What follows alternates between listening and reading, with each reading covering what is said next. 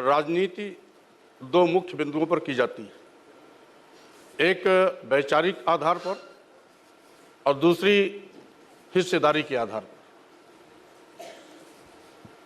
मैं जहां पहले था, विशेष रूप से दलितों पिछड़ों की मैं चौराहे पर नीलाम किया जा रहा है, मानवर कांशीराम के सपनों की हत्या की जा रही है, तो ऐसी हालत में मैंने देखा कि बाबा साहब डॉक्टर अंबेडकर के रास्ते पर हमें चलना है तो कौन सा विकल्प होगा, और तो देखा एक नाम श्री नरेंद्र मोदी जी।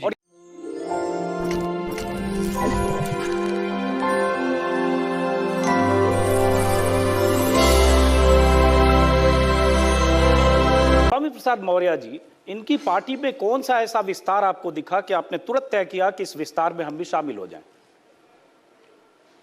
अंजुम साहब, राजनीति दो मुख्य बिंदुओं पर की जाती है, एक वैचारिक आधार पर और दूसरी हिस्सेदारी के आधार पर। मैं जहां पहले था, जब विचारों से हट गई, विचारों का सौदा करना शुरू किया, दलितों पिछड़ों के सम्मान स्वाभिमान को बड़े बड़े तिजोरी वालों के हाथों में बेचना शुरू किया, तो स्वाभाविक रूप से, विशेष रूप से दलितों पिछड़ों की मैं आवाज़ के रूप में जाना जाता था।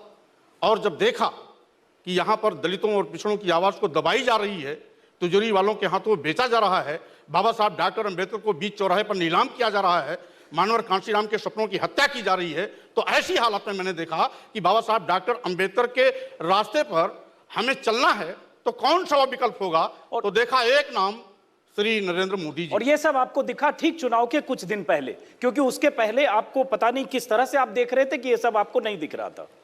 अंजुम साहब, 20 साल तक मैं बीएसपी में था, तो स्वाभाविक रूप से उससे मेरा लगाव था। अनेकों बार उनको मैंने समझाया। 31 अगस्त 2014 को पहली बार 1.5 घंटे की लंबी वार्ता करके, आपस में बातचीत करके सभी मुद्दों पर मैंने बातचीत की। बाबा साहब डॉक्टर अंबेडकर के मिशन की दुहाई दी, मानवर कांशीराम के सामाजिक परिवर्तन आंदोलन की दुहाई दी, लेकिन उसके बावजूद उन्हें केवल पैसा दिखाई पड़ता था।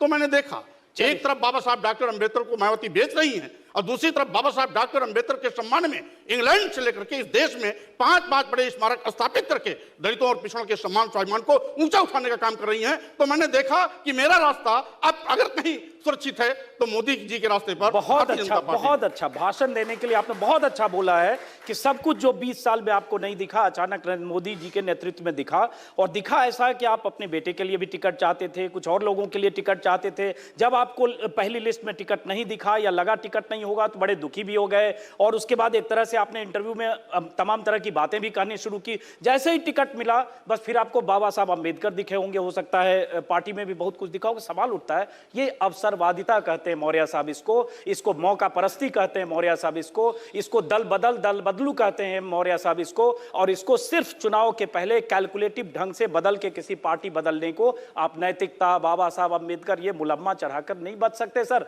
जनता यहां जो बैठी है वो भी जानती है, और जो अतीत देखते हैं नेताओं के दल बदल के, वो भी जानते हैं मौर्य साहब। अंजुम साहब, आप लोकतंत्र के सजग प्रहरी हैं, आपको कुछ भी कहने का अधिकार है, मैं उसमें बाधा नहीं डाल सकता, लेकिन राजनीति विचारों पर आधारित होनी चाहिए।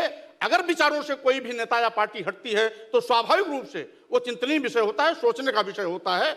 और रही बात अवसर की, तो उचित अवसर पर ही निर्णय लिए जाते हैं, और जब समझाने बुझाने के बाद बात नहीं बनी तो मुझे रास्ता नया कोई तैयार करना था।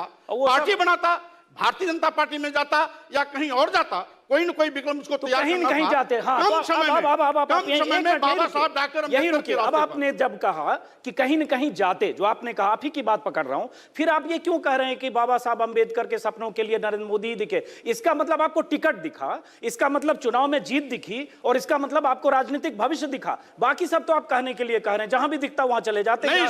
यहां नहीं मिलता तो आप समाजवादी की तरफ। नहीं, इसलिए मैंने लिया, मैंने देखा। यही बात फिर अखिलेश यादव के लिए तब जब नया निर्णय हमको लेना था, सभी पार्टियों के विषय मैंने मंथन किया।